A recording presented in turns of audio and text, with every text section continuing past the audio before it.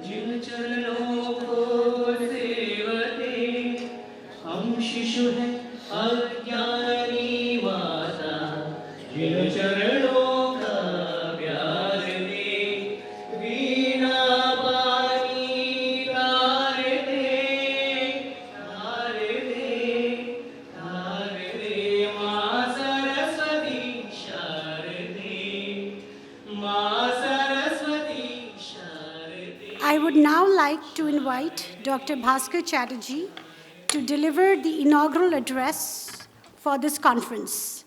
Dr. Bhaskar Chatterjee is a senior director at IILM. He was the Director General and CEO of the Indian Institute of Corporate Affairs. He has been instrumental in framing and issuing the CSR guidelines for public sector enterprises and is known as the father of Indian CSR. Dr. Bhaskar Chatterjee.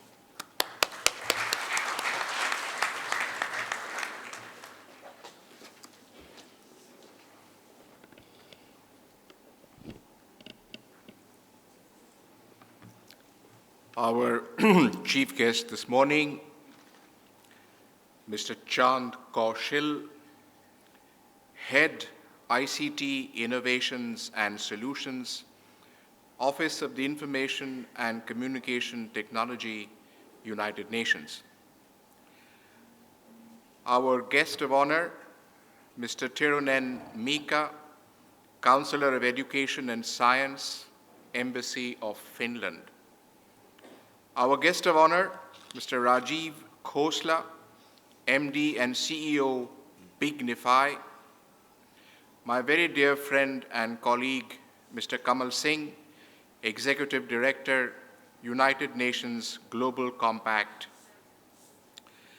distinguished invitees and delegates, faculty members, staff and students, ladies and gentlemen. It is with great pride and pleasure that I welcome all of you to the 7th International Conference on the Principles of Responsible Management Education, which focuses this time on the theme Innovations for Sustainable Business. The mission of the PRME initiative is to transform management education, research, and thought leadership globally by providing a holistic framework, developing learning communities, and contributing to the achievement of the United Nations Sustainable Development Goals.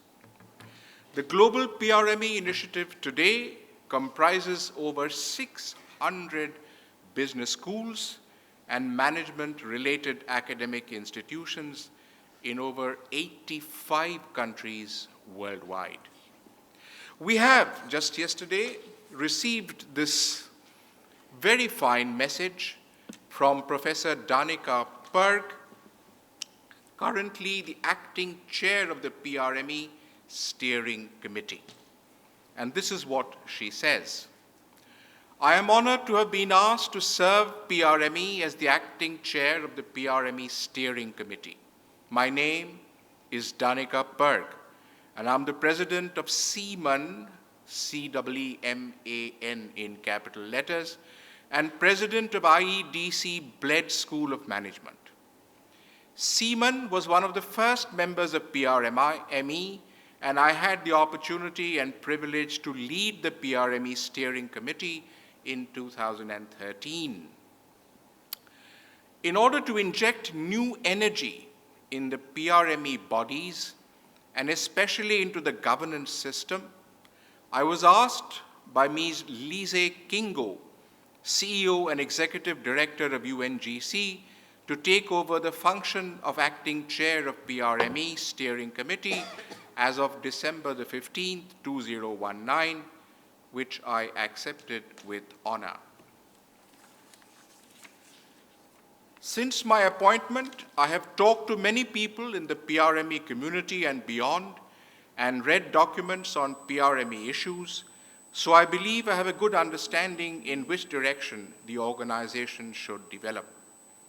Looking to my past experience with the steering committee and with the PRME itself, I see that we have to make some changes in the governance and courageously tackle some issues that are disturbing the overall positive working processes.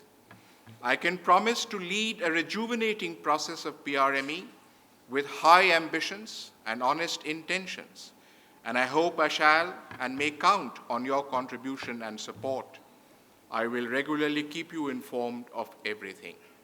With kindest regards to all of you and best wishes for success in all your endeavors, I hope to see you soon at the PRME Global Forum Conference in New York in June 2020.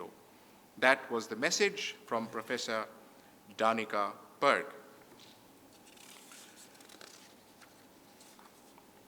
As we congregate here today at this milestone conference, let me reaffirm that IILM, in all its manifestations, shares a common vision to be a leader in value-based education, and we are deeply committed to both the concept and the practice of responsible management. This conference today is an engagement opportunity to talk about achievements and identify meaningful solutions that will allow us to become incubators of innovation on SDG processes. One of the key dimensions of sustainability is indeed innovation, the theme of our conference. The shift in business focus from competitiveness to sustainability impacts the capabilities and competence for innovation. Innovation for sustainability requires the active involvement of a broader and more diverse network of actors. including those with more local knowledge than is the case with more conventional forms. It is important to understand the capabilities that foster the competence of businesses to innovate in ways that are more sustainable. Even at Davos this year, 4 global issues featured prominently on the agenda. How to address the urgent climate and environmental challenges that are harming our ecology and our economy. How to transform industries to achieve more sustainable and more inclusive business models as new political, economic, and societal priorities change trade and consumption patterns. How to govern the technologies driving the 4th industrial revolution so that they benefit business and society while minimizing the risks therefrom. How to adopt and adapt to the demographic, social, and technological trends reshaping education, employment, and entrepreneurship. In this scenario, getting sustainability right is not a journey. It is the destination. Corporate leaders face tough decisions with increasing pressures to improve their bottom line and to be good corporate citizens.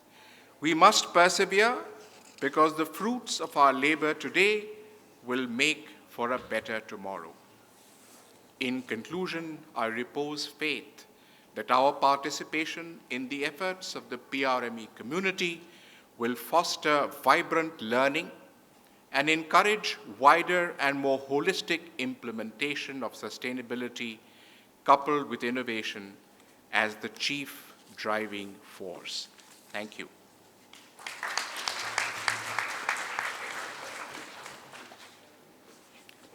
Thank you, Dr. Chatterjee, as usual, for such a warm inaugural address.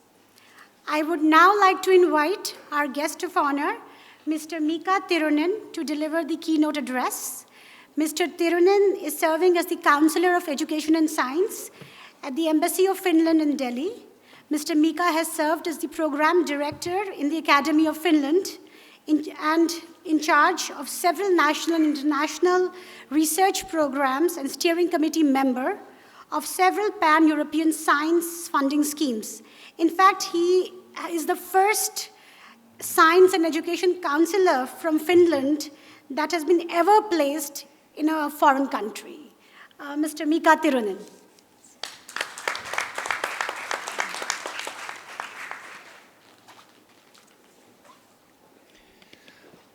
Dear distinguished hosts, dear distinguished guests of honor, it's my great pleasure and honor to bring greetings from the Embassy of Finland to this very important and inspiring seminar.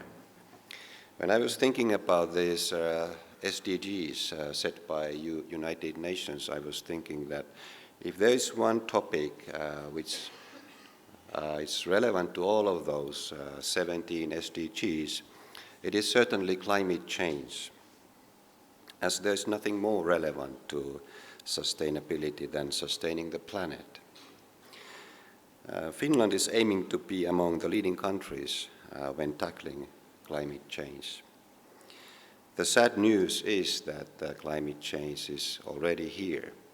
So that's why I thought that maybe I spend a few minutes here now about talking about climate change. The IPCC panel on climate change report that the global warming of 1 degree of Celsius has already taken place compared to pre-industrial levels. Moreover, global average temperature rise is likely to reach 1.5 by 2050 at latest, if the current trend continues. World Meteorological Organization estimates that limiting the global warming to 1.5 degrees would be 20-fold cheaper than the costs of doing nothing. The costs, where they come from, they are due to many things like coastal flooding, heat waves, and drought with associated fires. Look at Australia, for instance. What a devastating catastrophe. Already this will take tens of hundreds of years to recover. But what will happen next summer? This is just another bushfire. So they're going to be repeated every year. The setbacks hit the hardest the people who are in the most vulnerable situation, like the poor, disabled, elderly, women and children, and animals. What is worrisome for all of us, and actually also for India, is that the correlation between Arctic ice melt and the Indian monsoons, for instance, is critical for agriculture and growing population here. The Himalayan glaciers, also known as the Third Pole, which serve as a massive water tower for Asia, form the third biggest freshwater reserve after the polar ice sheets. Melting of these glaciers would be disastrous. The big river systems originating from the Himalayan, like Indus and Ganges, form the life wire for more than 1.9 billion people in Asia. This is around 20% of the global population. What solutions we could have? Feasibility of solar energy, wind energy, and electricity storage technologies have substantially improved over the past few years. Circular economy may provide a part of the answer. Circular use of the four most commonly used materials like steel, plastics, aluminium, and cement could cut industrial emissions by more than half by 2050. Finland will end the use of coal in energy production by 2029 and fossil oil in heating by 2030. Acceleration of electric vehicle production and charging services is on the way. The important point is that low-emission, climate-resilient solutions could deliver over $26 trillion of direct economic benefits, while also generating 65 million new jobs and combating climate change. The recent UN Climate Action Summit in New York was very groundbreaking. It introduced the global youth into the arena of global policymaking. Echoing the voices of youth in national parliaments may have a pivotal role in limiting global warming and giving the human civilization some more time to breathe. Dear audience, climate change and air quality are key areas in collaboration between Finland and India. Finland has not only very clean air, but also the leading academic research studying air quality and climate change. We aim to increase mobility and academic exchange in these areas between our countries. Of course, not only in these areas, but this is one of the core areas, core focuses. There are currently 700 to 800 degree students in Finland and around 250 PhD students from India. 10 Finnish universities are now in the process of signing an MOU with all Indian IITs. Our joint S&T Commission will have a meeting in Finland in the end of April. So there are a lot of things that we are doing currently between our countries. In this joint commission meeting, we are finding and agreeing on topics that we should take together, that we should study together, and sustainability will be in the core of all those actions. I'm very happy to confirm and see this interaction between our countries, also here in this conference. I'm happy to see that we have guests from Finnish universities here in this event. I was happy to come here.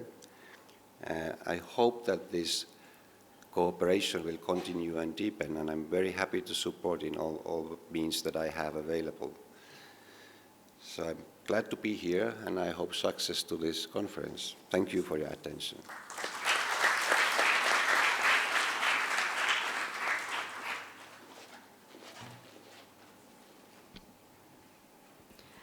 Thank you, Mr. Tirunen.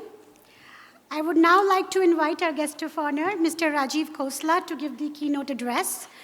Mr. Rajiv Khosla is the Managing Director and CEO of Triobane and Bignify, which helps transform businesses with the help of technology, including analytics, AI, and digital turnaround.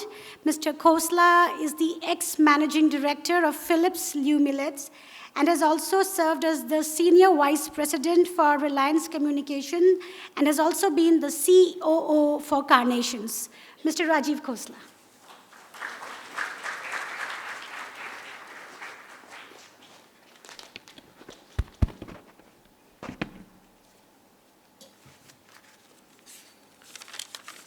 So good morning, everyone, fellow hosts, guests of honor, chief guests, participants, and the management of ILM. I'd like to thank Dr. Abha Singh and the management of ILM. I'd like to first compliment them for organizing a session like this and thank them for inviting me. My discussion will be around two industries that I've worked in. So I've seen these industries closely and I'll talk about how I find them relevant. The first one is the lighting industry and the second is the automotive industry. And I've worked in both these sectors. In the lighting, I'll talk about the journey from an incandescent lamp to an LED. In the automotive, I'll talk about the journey from an IC engine, which is the petrol and the diesel engine, to the EVs. And they both relate to the energy sector. So in the lighting industry, the adoption of LEDs started more than 10 years back. In fact, about 14, 15 years back, and the last 10 years has been very, very rapid. It's a very successful case of a transformation to an energy-efficient industry. If we look at what were the pillars of success, and can the same pillars be replicated in other industries? And that's the objective of my session here. So the first, I would say the first pillar for success, there has to be an unmet need, and very importantly, I come from the corporate sector, it has to make economic sense to all stakeholders. And when I say economic sense to all stakeholders, primarily the consumer, the manufacturer, the innovator, and the government. And I'll come back to this point a little later. The second is there has to be a very strong collaboration between all stakeholders. For any innovation in any business, whether sustainability or any other business, for any innovation to succeed, the collaboration has to be very strong, again, between all stakeholders, whether it's the manufacturer, the innovator, the marketer, the government, or the consumer. And the third, which is very, very important, and the second and third I feel are very important, is an open culture environment. And I'll come back to all these topics here. So if I look at, in the lighting industry, how did the journey happen? Initially, the price of LED was very, very high. So it made sense to governments that you reduce the energy consumption, you reduce the bills, the scarcity of energy in the country of power generation. But for the consumer, it did not make sense. A typical LED was far, far more expensive and people are happy using incandescent lights. And the price came down, which takes me to the second point. Why did the price come down? Right. There was collaboration between various stakeholders. A lot of people see that players like Philips, where I worked, I was the director lighting, or people like Osram or Japanese players like Nisha, they drove innovation. They did not drive innovation on their own. They worked with design labs. Now you have positives of being a large company. You can drive innovation, but you also have limitations of a large complex organization. And innovation sometimes flourishes in a smaller incubator setup. So people like these large organizations worked very closely with smaller setups. You had companies like IBAN coming up, you had Cromtech coming up. These are Indian companies based in Delhi NCR, and globally many, many such more. And they help to create the peer research into applied research to make the product far lower in price and far more practical. So I think the collaboration between different players actually helped to drive innovation. Then there was a cost reduction. The collaboration went on to a cost reduction. Most LEDs come from China. The Chinese players did not know how to make good quality LEDs. They did not know how production should be done. So people like Philips, people like Osram understand manufacturing processes, but they also have their own limitations. And it's good to understand what your limitations are. Philips will always have their own manufacturing cost. It's inbuilt in their DNA, it's inbuilt in the system. China is a manufacturing powerhouse of the world. It's a factory of the world. They know how to produce at low cost, and they produce good quality and bad quality. But if you teach them how to make good quality, they can make good quality. So this was a collaboration that worked between different partners to make sure that the cost would be sustainable and it makes sense to all consumers. The government then chipped in. So the government came in and said, okay, for street lighting, you don't require a Philips manufactured LED. You can buy a Chinese manufactured LED, which Philips has helped them to make that lower cost. And Philips also started sourcing from these Chinese players. And they said, for street lighting, let's make India, we want to make India safer. We want to cut down on energy consumption, so let's have street lighting, and huge tenders and orders came up. And then came economies of scale. And then the government came with the Ujala Yojana scheme, which further reduced the price of the LED, and they said, we'll take it over 6-8 months in your electricity bill. You have to just give your proof of address, your electricity bill, take an LED at a very low cost, and we charge you in the next 6 months 10 rupees per month on the electricity bill. The savings through moving over to LED in the residential space is about 10.2 billion kilowatt hour in India. It's a huge substantial saving here. The next point I come, which is the open culture environment. This again I think is a very important point. And people tend to look more in terms of innovation as an idea and how does it get translated. But let's recognize innovation and quality, they often are a crisscross. This is my view. Innovation requires an open mindset. And quality requires a disciplined mindset. Here you had three stakeholders. You had companies like Philips and Osram, which are very strong in driving innovations, in processes. Then you had design labs, which had innovative ideas that could be translated. And you had manufacturing units in China, which did not understand quality. So seemingly three different agendas or three different skill sets. But if the environment is open culture, if the environment is of trust, you can break these barriers. And this is what has actually happened in this particular industry.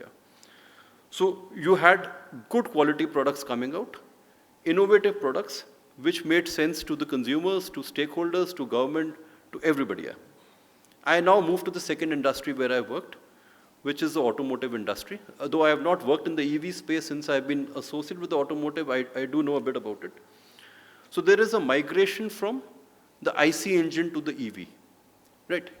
Is there a need? There's a huge need here. The pollution levels are becoming alarmingly high. Delhi is becoming poisonous to live in. It's the world's most polluted city, and most Indian cities classify in being the world's most polluted cities. And there is a cost of cleaning the air. So for the government, it does make sense. Besides creating a cleaner environment, there's a cost of cleaning the air. You need to give back to generations later on. Does it make economic sense to the consumer? It makes a huge amount of sense. If you look at the total cost of ownership of a vehicle, it's less than 30% is the cost of the vehicle. You buy a car, you sell it after 4 years at about 30-40% of the price. It's less than 25% is the cost of the vehicle. 75% of the cost, out of which the fuel cost is more than 50%. Your maintenance cost comes for another 25 or 20% or so. Now, if you move to EVs, your cost of fuel, or which would be your charging cost, or your cost of maintenance, because from 3,000 parts you come to 20 parts, will slash down by 90-95%. So it will make sense to the consumer. But is it moving ahead? No. And which is what takes me to the next 2 points. What's important is collaboration. You need to have a very strong collaborative environment between all stakeholders. So the government they have their own agenda. The OEMs have their own agenda. While they take out electric vehicles, there's a lot at stake. There are huge investments. The component makers have their own agendas. And the entire EV ecosystem, they have their own agendas, and they're not able to move ahead since they're not as strong, whether it is economically, commercially, or politically. And therefore, it seems to be moving in a flip-flop there. Right? A policy comes in, takes a back seat, and I'm sure, since it's in early offshoot stages, Over time, they will discover how to solve the point number 2 and the point number 3, which is working in collaboration and creating an open culture environment. So my message to the team out here is that for any innovation, especially in a sustainable business, there is an unmet need which we all know. But if it starts making economic sense, it's very powerful, but it doesn't end there. What's important is to create an environment of adaptability, to create an environment where people work in collaboration, where there is strong amount of trust, and then there is passion and inspiration to follow it. When all these things work together, this is when you find the actual change transformation happening here. That's from my side. Thank you so much.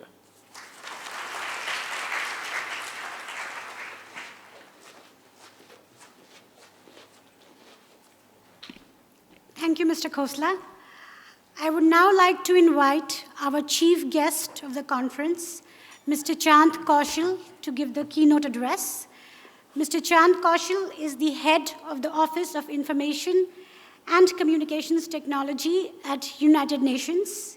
He's currently spearheading the OICT's flagship initiative in India, United Nations Technology Innovations Lab program, aiming at developing partnerships with governments, private sector, civil society, academia, and donors. He was awarded the prestigious UN 21 award in recognition of his outstanding work that advanced key projects with great impact as part of the UN's Office on Drugs and Crimes ICT team. Mr. Kaushal.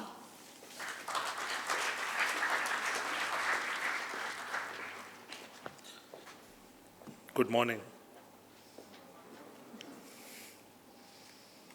This is very interesting gathering, and thanks to Kamalji for extending this invite last evening, and thanks to my dignified colleagues here, friends.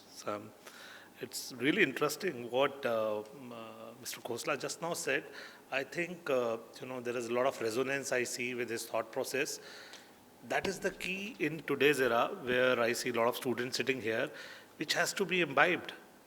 I was just making notes, thinking that how to go about it. Then I noticed climate change, jobs, education, health, water and sanitation, CSR. There are various sectors, various challenges associated with it, and there comes the opportunities.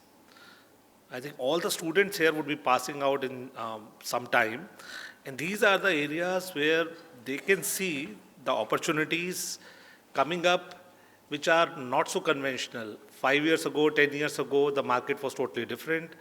Jobs, campus placements, and type of work was very different. In next 5 years, this whole thing will change. The new ecosystem where the electronic vehicles are coming into the market, circular economy is coming in. People are realizing that they have to be responsible, which is the theme here for the innovation and the management.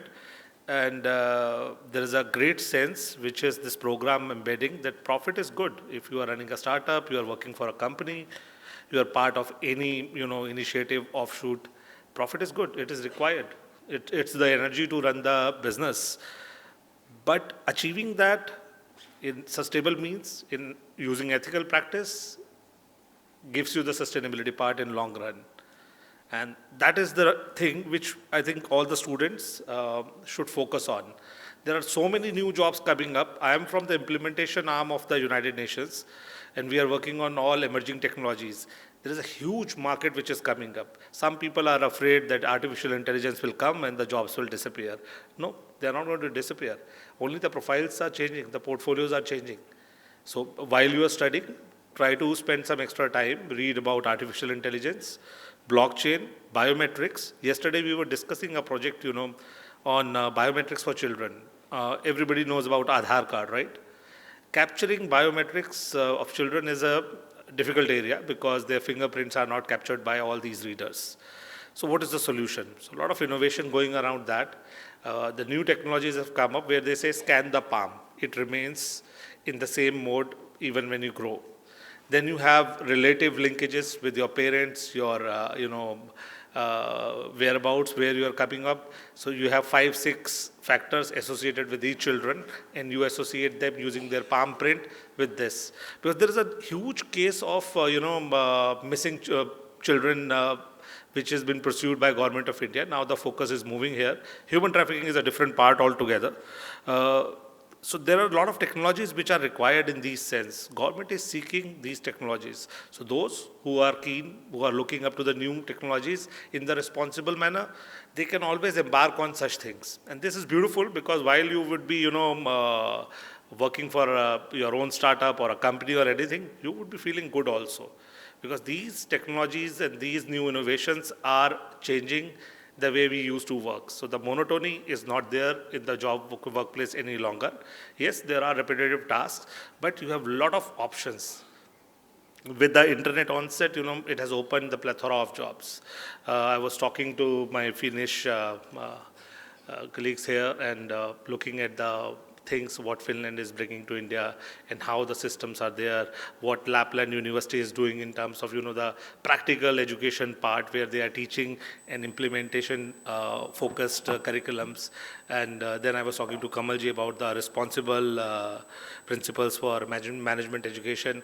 And then I just recalled that we recently did a project for Malaysian government using blockchain for ethical fashion. I thought that's exactly fits into that portfolio. Because what we did, we started tracking from the source itself, from where the cotton starts or the other material starts for clothing, how they are manufactured, how they are stitched, how they are shipped, their supply chains, their last selling point. Are these companies engaged in ethical practices? So now if you open international clothing labels, you will see there is a track information in those labels. Many of us must have noticed there are many labels nowadays under the cloth, and that tracks that how things are. Blockchain is proving as one of the technologies which is bringing a lot of traceability and transparency part. So these are the areas I think the next generation has to focus, work on, showcase their responsibility part here. Instead of, short-term jugaads, work on the long-term, sustainable solutions. Maybe you start with a jugaad, then you enhance it, you formalize it, you design it on some framework, you build further on it, and ensure that it becomes a sustainable product. And with opportunities like that and many other things which are coming on reuse and other things, I think we have n number of jobs coming up, n number of opportunities coming up, and interesting ones. So I'll end here with this note, and thanks for inviting me here. Thank you.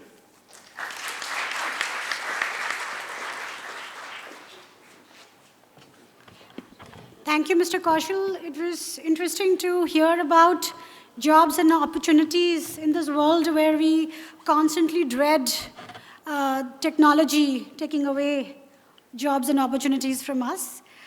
I would now like to invite Mr. Kamal Singh to give the concluding remarks for this conference. Mr. Kamal Singh is the Executive Director and CEO of Global Compact Network India, UNGC, under whose aegis ILM organizes the PRME conference. Prior to joining GCNI or the Global Compact Network India, he was the Director General of National HRD Network and has been Director of AIMA, a national apex body of management profession in the country. Mr. Kamal Singh.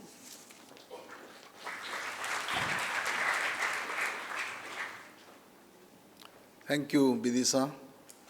Honorable Chief Guest, my own colleague from United Nations, Mr. Chand Khosla, our guest of honor, Mr. Rajiv Khosla, and Mr. Micah Tirunen, our own friend, philosopher and guide, Dr. Bhaskar Chatterjee, Bidisa, the anchor of this program, Dr. Sujata Sahi, General Wadhwa, Dr. Abha, Professor A.K. Singh, many session coordinators present here, including our own friend Nandan, Professor Rahul Singh, invitees, ladies and gentlemen, good morning.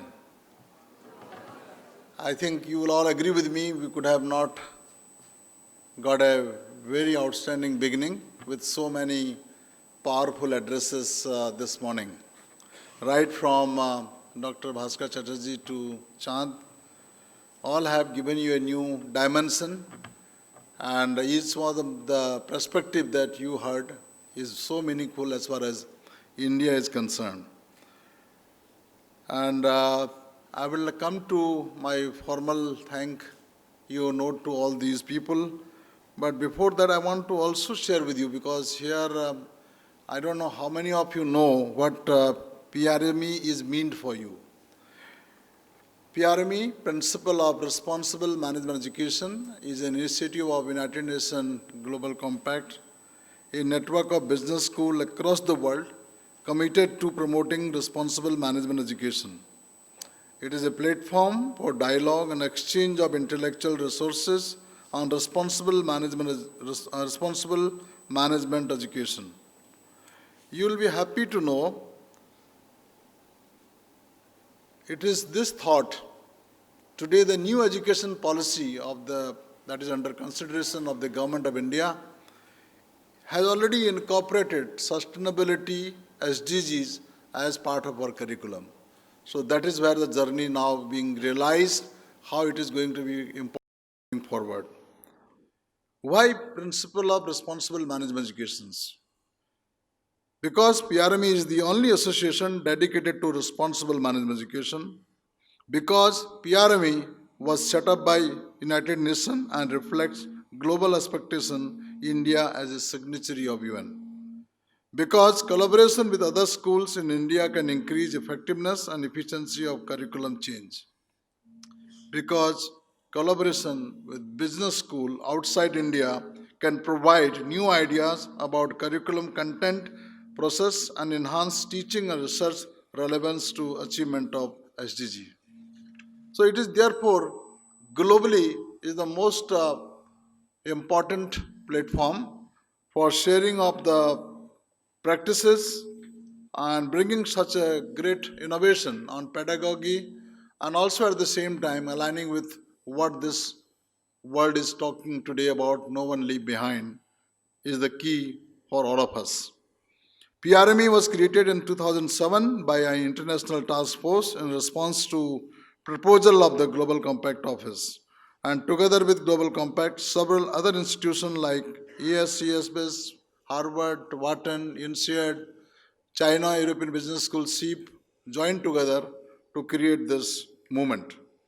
And I'm happy to share that in the beginning, when ILM joined this movement, thanks to Professor Wadhwa and ILM leadership team, they were the few visionaries who could think of bringing this concept to India. And there were 6 principles at that point of time. They were basically to support the achievement of Sustainable Development Goals. They actually came in 2015. And also to advance the principles of PRME and Global Compact in India through customized initiative. And also build a brand for PRME itself globally as far as we are concerned. There are 6 principles. Just to, in the interest of time, I will just share with you which these 6 principles are. Principle 1 is purpose. What is the purpose of education, purpose of business? They go in sync with each other. What is the principle number 2? Values. How can you inculcate the values from our future entrepreneur, leaders, or managers for that matter? What is that they need to owe it to all the stakeholders, including society as a whole? Principle number 3, method. How we can create an ecosystem or educational framework, material, processes, and environment that enable effective learning experiences for responsible leadership. Principle number 4, research. Very, very important as far as India is again concerned, because research, the area that we lag behind, we need to build up. So we will engage in conceptual and empirical research that advance our understanding about the role and impact of corporation in the creation of sustainable social, environmental, and economic value. Principle number 5, partnership. We will interact with all stakeholders, including managers of business corporation, to extend our knowledge of their challenges in meeting socially and environmental responsibilities and to explore jointly effective approaches to meeting these challenges. The last, the principle number 6 is dialogue. Without dialogue, nothing can happen. We will facilitate and support dialogue and debate among educators, students, business, government, consumers, media, civil society organization, and other interested groups and stakeholders on critical issues related to global social responsibility and sustainability. And you know who are the signatory from India, you'll be happy to know. ILM is one of the leading business school who became the signatory, now the advanced signatory, champion business school. And they are they are among the league of IIMs, SP Jain, IMT, MDI, BIMTech, and Manipal, or even to that extent Indian School of Business. So this is the kind of effort these institutions are doing, and you will see today is one attempt that we have made in presenting this conference, but more will happen under the leadership of IILM, because IILM is now the host institution for PRM in India. Last time it was SP Jain, and maybe hereafter the IIM Bangalore should take the leadership of PRME as far as India is concerned. Many of you are already aware, all SDGs are today, there are 17 SDG, and these SDG cannot be achieved until we engage these young minds. All of you are very, very critical in achieving these SDG targets, especially the impact today we have already started getting, whether it is climate change, whether it is zero hunger, whether it is poverty, or gender for that matter. You will be the generation that you will have to really either make the best out of it or burn the challenges that it is causing to around the world. And to transform this particular area through SDG, the management education will be the key differentiator for making this awareness among all the students across the world, especially in India. And PRME, to that extent, will provide a framework that will develop learning communities and promoting awareness about the United Nations Sustainable Development Goals. So these are the few things that I thought I will share with you. There is a model which I will again share you maybe when I speak to you tomorrow. But before now, in the interest of time, now I come straight to appreciate the work that the organizing team has put it together. Beginning with our speakers of the inaugural session, right from Mr. Chand, my dear colleague, whenever I ask him, even at short notice, Chand, you'll have to forgive me. You always make me proud, and your address was equally exemplified by the fact that you spoke about how technology can play the very big role going forward. And our guests, both the guest honors, Mr. Micah and Mr. Rajiv, and along with none other than the curator of this thought in India, Dr. Bhaskar Chatterjee. So ladies and gentlemen, these were the addresses that you heard. They were different from one another. They were not talking about the same thing, what it means for all of you. To that extent, so may I request you to please join me in thanking all these four outstanding persona of the sustainable world of India by a big round of applause, please. Thank you very much for joining us, sir. We will look up to you as we move on with our sustainability campaign for India. I would also like to sincerely thank our organizing team. I would say very short time they could put together this agenda and also able to engage industry. You will see many of the speakers joining us shortly on the first session and many other sessions. The team is led by General Wadhwa, Dr. Sujata Shahi, and along with Dr. Abha and Bidisa, who has been the anchor of putting this.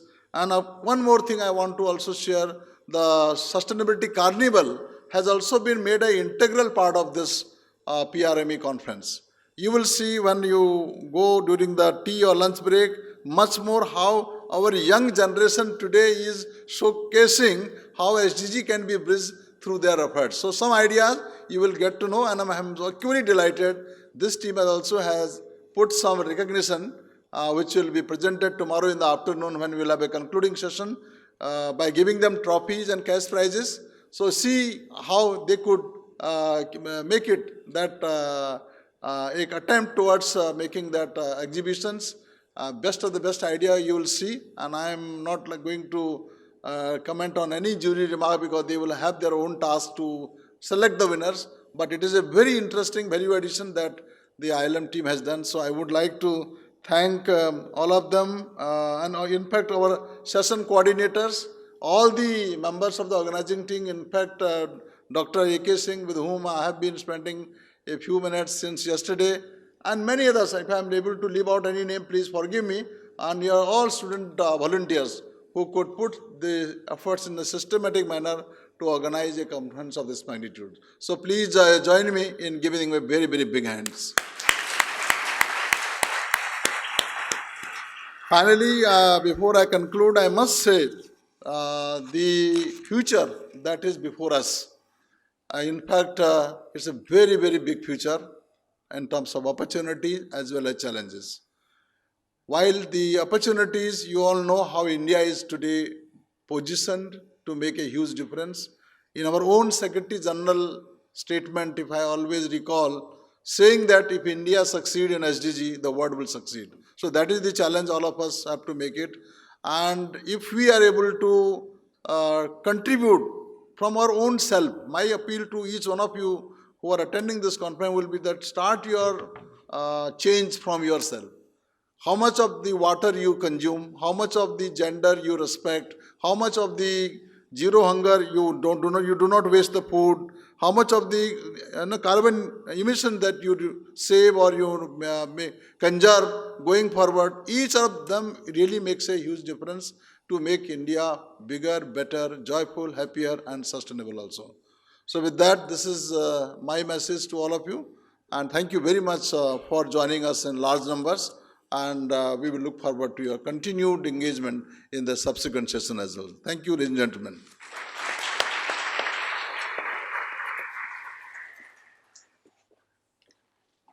Thank you, Mr. Singh, for a very inspiring, energetic, and an enthusiastic concluding address. We would now like to felicitate the dignitaries on the stage. May I request Dr. Abha Singh, General Wadhwa, Dr. Ajay Singh, Dr. Sujata Shahi, and Dr. Kakoli Sen to please come up on the stage. Dr. Abha Singh will now felicitate Mr. Chand Kaushal, our chief guest. Dr. Abha Singh is the director of IGSM ILM.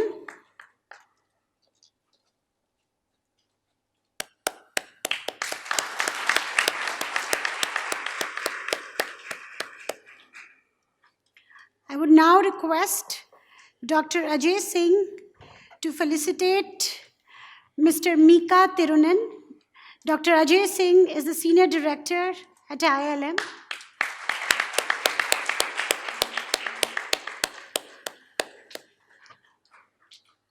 I would now like to request General Wadhwa to felicitate Mr. Rajiv Khosla.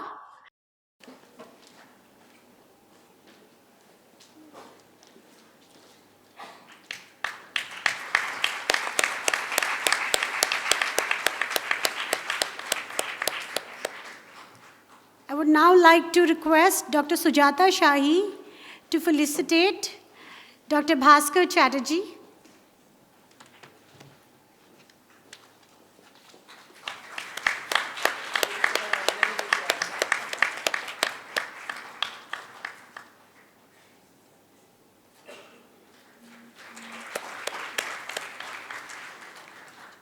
I would now like to request Dr. Kakoli Sen, Director of ILM Lodi Road, to felicitate Mr. Kamal Singh.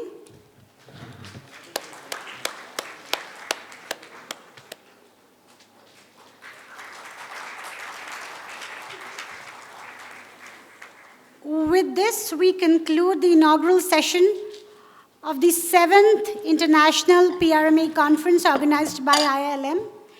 Please join us for Plenary 1 on Jobs and Opportunities in Sustainable Business. May I ask all the senior members of ILM to come up on the stage for a photograph.